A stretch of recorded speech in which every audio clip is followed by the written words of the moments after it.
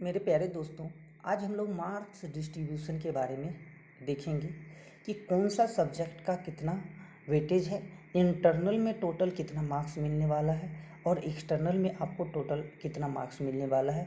तो ये हर एक सब्जेक्ट वाइज देखेंगे। प्रैक्टिकल में कितना मार्क्स इंटरनल होगा, कितना मार्क्स आपका एक्सटर्नल दिया जाएगा, और टर्म वर्क में भी इंटरनल और एक्सटर्नल को हम लोग डिस्कस करेंगे। तो सबसे पहले आइए हम लोग फर्स्ट ग्रुप का हम लोग डिस्कस करते हैं, जिसमें आपका मैकेनिकल, इलेक्ट्रिकल, सिविल नहीं, mechanical, electrical, computer science and automobiles engineering से। और ग्रुप ए में जो भी बच्चे हैं उसका जो भी सिलेबस है उसके अकॉर्डिंग हम लोग मार्क्स डिस्ट्रीब्यूशन देखेंगे। तो देखिए, सबसे पहले मैथमेटिक्स 1 की बात करते हैं। तो इसमें मैथमेटिक्स 1 की बात करेंगे तो मैथमेटिक्स 1 में जो है आपका जो इंटरनल आपको दिया जाएगा वो आपका 10 मार्क्स जो है टीचर असिस्मेंट होता है, टीए जिसको हम लोग बोलते हैं।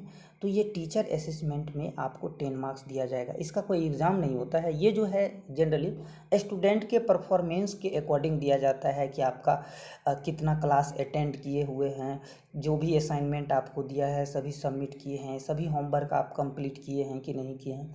उस बेसिस पे ये टीचर अपनी तरफ से 10 मार्क्स देते हैं कि ये जो भी बच्चा रेगुलर होते हैं, सारा टास्क कंप्लीट करके देते हैं, तो उस सबको जो है ये 10 मार्क्स जो है दिया जाता है।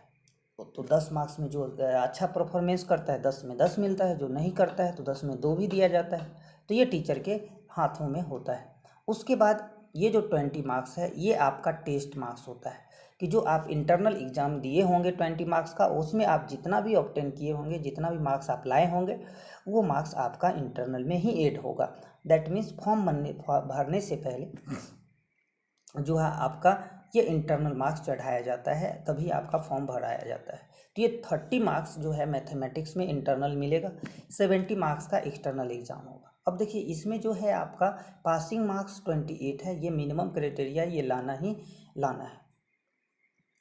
अब जो है टोटल ये मिला के 40 है, तो टोटल नहीं ऐड करेंगे, आपको एक्सटर्नल में 28 लाना होगा, तभी आप ऐड का उसको जो है पास माना जाएगा। क्योंकि देखिए, अब मान लिया आपको कोई इंटरनल में 30 दे दिया और एक्सटर्नल में आप 12 लाए तो 42 हो गया। तो इसका मतलब ये नहीं है कि आप पास कर गए, 42 आने के बाद भी आप फेल रहेंगे, क्योंकि जो है 28 मार्क्स में ही एक्सटर्नल में पास होता है। उसके बाद देखिए, ये 3 क्रेडिट लिखा हुआ है। क्रेडिट का क्या मतलब होता है? तो क्रेडिट का मतलब होता है कि ये जो है सब्जेक्ट का कितना वेटेज है। वेटेज का मतलब जो भी सब्जेक्ट ज़्यादा इंपॉर्टेंट होता है उसका ज़्यादा क्रेडिट होता है, और इसके अकॉर्डिंग जो है आपका सीजीपीए और ज़्यादा बढ़ेगा। तो जिसमें हायर क्रेडिट होगा उसमें उसके अकॉर्डिंग सीजीपीए बढ़ता है। तो उसमें अगर अच्छा मार्क्स लाते हैं तो आपका सीजीपीए अच्छा होता है। दूसरा है आपका अप्लाइड फिजिक्स।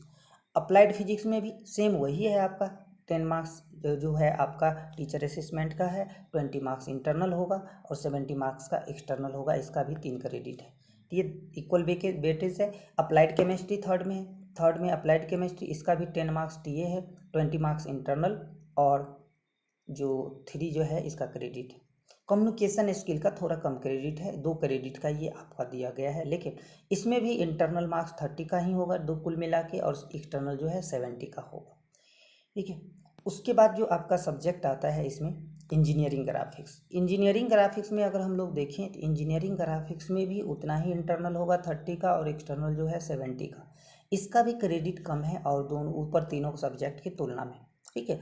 तो देखिए, जो ऊपर 3 सब्जेक्ट है ना, उसमें पूरा ज़्यादा मेहनत करना रहता है, और मिनिमम आप कोशिश कीजिए कि 80% से ज़्यादा आए एक्सटर्नल में, जिससे आपका सीजीपीए बेहतर होगा। ठीक है। इस सब में भी जनरली आप कोशिश कीजिए 80%। 80% का मतलब क्या, 70 में 56 मार्क्स लाना है। तो ये चीज़ आपको ध्यान रहे कि 60 के अप्रोक्स हमें आ जाए तो आपका सीजीपीए जो है अच्छा बनने लगता है। उसके बाद हमारा आता है प्रैक्टिकल। अब देखिए, प्रैक्टिकल में हम लोग देखेंगे तो आप लोग को लिखना है अप्लाइड फिजिक्स लैब का, अप्लाइड केमिस्ट्री लैब का, और कम्युनिकेशन स्किल, ये जो है आपका इसका आपका प्रैक्टिकल लिखना है। तो इसमें देखिए, इंटरनल सभी में आपको 15-15 दिया जाएगा। तो इंटरनल यहाँ से जो भी कॉलेज से आपको भेजा जाएगा वो 15-15 मार्क्स इंटरनल दिया जाएगा। अब फाइल अगर अच्छा से बना हुआ है तब देखिए एक्सटर्नल में कितना वेटेज है, तो वहाँ पे फाइल ही चेक होता है, इसलिए फाइल प्रॉपर ढंग से बनाना चाहिए। अच्छा हैंडराइटिंग में अच्छा डायग्राम, अच्छा कैलकुलेशन, सारा चीज़ जो है एक सिस्टमेटिक बेस में बनाना चाहिए, ताकि जो है आपका एक्सटर्नल जो है अच्छा मार्क्स दे। अगर मान लीजिए आपका फाइल अच्छा बना हुआ है तो 35 में तो मिनिमम जो है आपको 30 दे देगा। इंटरनल में जो है आपको 15 है तो 10 और 15 के बीच में जाएगा ही। तो यहाँ से मार्क्स जो है आपका बनता है, और आपका जो है रिजल्ट इंटरनल से ही आपका मैक्सिमम परसेंटेज आता है। एक्सटर्नल में जो भी लाएंगे तो वहाँ से होगा ही, लेकिन इंटरनल में आप कोशिश कीजिए कि ये सब फ्री का है, कि फिर सिर्फ आपको लिखना है और लिखते जाइए। अच्छा से लिखिएगा तो ये मार्क्स आपको इंटरनल में भी दिया जाएगा और एक्सटर्नल में भी दिया जाएगा। ठीक है, तो ये आपका टोटल जो है 150 का ये आपका मार्क्स हो जाता है प्रैक्टिकल। ठीक है, तो इंटरनल को जोड़ लीजिएगा, 45 मार्क्स का ये हो जाएगा, और इसको जोड़ लीजिए, तो ये सारा चीज़ जो है आपका प्रैक्टिकल में हो जाएगा। उसके बाद आते हैं टर्म वर्क पे। टर्म वर्क में देखिए, आपको एक चीज़ कॉलेज में जाके आपको पता कर लेना है कि ये जो कोर्स है CKYP IT एसेंशियल पाइथन, ये IT एसेंशियल सिस्को के अंतर्गत आता है। तो ये सारा जो कोर्स है आपको अभी तक बहुत कॉलेज में स्टार्ट भी नहीं हुआ है। तो ये जिस कॉलेज में स्टार्ट नहीं हुआ है तो एक बार जाके मिलिए, क्योंकि ये जो अगर नहीं टर्म वर्क जमा होता है, अगर इसमें अगर कोई भी बच्चा फेल हो जाते हैं तो पूरा एयर बैक लगता है। तो इसीलिए जो है इसके ऊपर आप लोग कंसंट्रेट होकर सर से बात कीजिए। अगर आपका चल रहा है तो बहुत अच्छी बात है, नहीं चल रहा है तो सर से मिलिए अपने कॉलेज में, और फिर उसको चलवाइए, और ताकि आपका एग्ज़ाम जो है टर्म वर्क जो है सही समय पे जमा हो सके। क्योंकि अभी भी एग्जामिनेशन में 2 महीना वक्त है, तो अभी भी ये किया जा सकता है जहाँ भी स्टार्ट नहीं हुआ है वहाँ पर। अब देखिए, इसका जो इंटरनल की बात करें तो इंटरनल जो है आपका इंजीनियरिंग वर्कशॉप में जो है 7 मार्क्स का होगा, और एक्सटर्नल ये 18 मार्क्स का होगा, तो टोटल 25 मार्क्स का होगा। ठीक है, और इसका भी स्पोर्ट्स यानी योगा का भी 7 मार्क्स का होगा। इंटरनल 18 मार्क्स का एक्सटर्नल होगा, और इसका भी 25 टोटल हो जाएगा। 2 क्रेडिट का है ये 1 क्रेडिट का है। इसका इंटरनल देखिए कितना है, 35 मार्क्स है, 15 मार्क्स है, और एक्सटर्नल 35 मार्क्स है। आप देख सकते हैं मार्क्स से, तो स्वाभाविक है ये करना पड़ेगा ही सबको।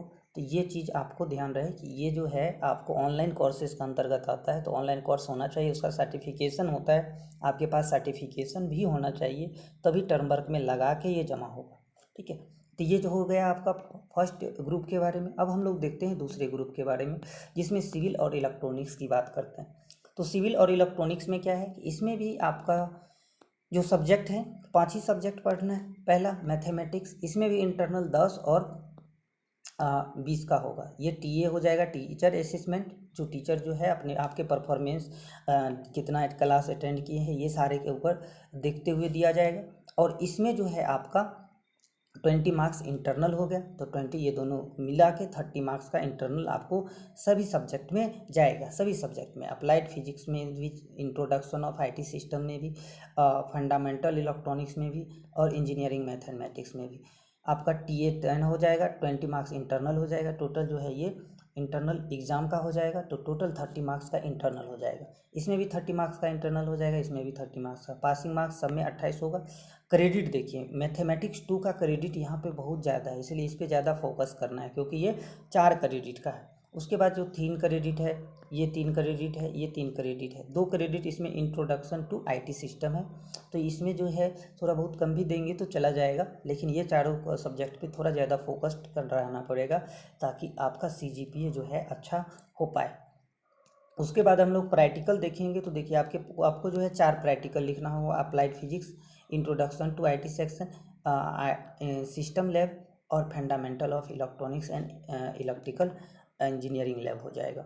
उसके बाद है इंजीनियरिंग मैकेनिक्स लैब। तो ये 4 जो है आपको लिखना है। अब देखिए, इसमें भी मार्क्स का डिस्ट्रीब्यूशन अगर हम देखेंगे तो सब में 15-15 जो है आपको इंटरनल, यहाँ से टीचर जो भी आप लिखे दीजिएगा, तो आपका टीचर जो भी होंगे वो आपको 15-15 मार्क्स में से जो भी दे, आपको 10 और 15 के बीच में जनरली लगाया जाता है। अब जो अच्छा से नहीं लिखेगा, 2-4 पेज लिख के जमा किया होगा, उसको 5-7 लगाएगा।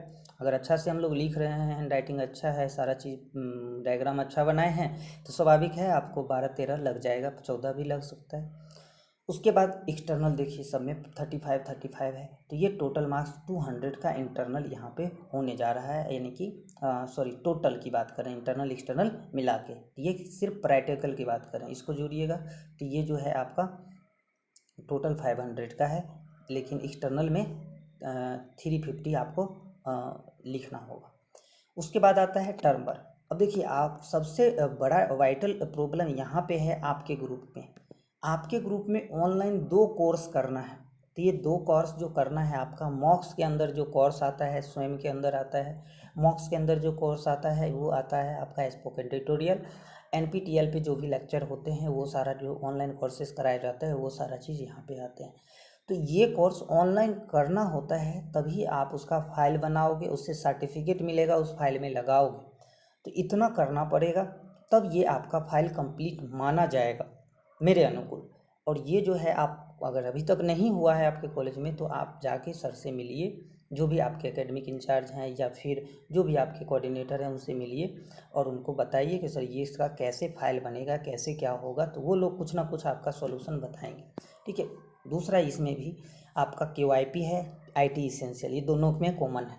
तो ये जो है दोनों ग्रुप में करना है। तो ये सारा चीज़ जो है ऑनलाइन कोर्सेस है। तो ग्रुप 1 में तो एक ही है, तो उसको तो चलो किसी तरह निपटा देगा, लेकिन आप में 2 है, तो आपको ज़्यादा फोकस रहना पड़ेगा। क्योंकि आपको अगर इसमें लटका है, एक मान लीजिए क्लियर हो जाएगा किसी तरह, एक नहीं हो पाएगा, तो फिर आपका एयर बैग हो जाएगा।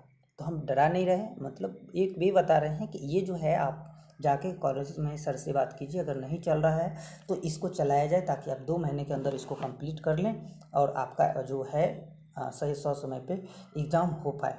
नहीं तो फिर दिक्कत हो जाएगा, कहीं हो सकता है आपका फॉर्म भी ना भरा पाए, फॉर्म भरा जाए तो एग्ज़ाम ना हो पाए, एग्ज़ाम होने के बाद भी फेल हो सकते हो। क्योंकि अगर ये जमा नहीं होगा तो एग्ज़ाम देने का कोई मतलब नहीं बनता है, ठीक है। उसके बाद है इन्वायरमेंटल साइंस। इन्वायरमेंटल साइंस की अगर हम बात करें तो ये आसान है, इसमें कोई दिक्कत नहीं है।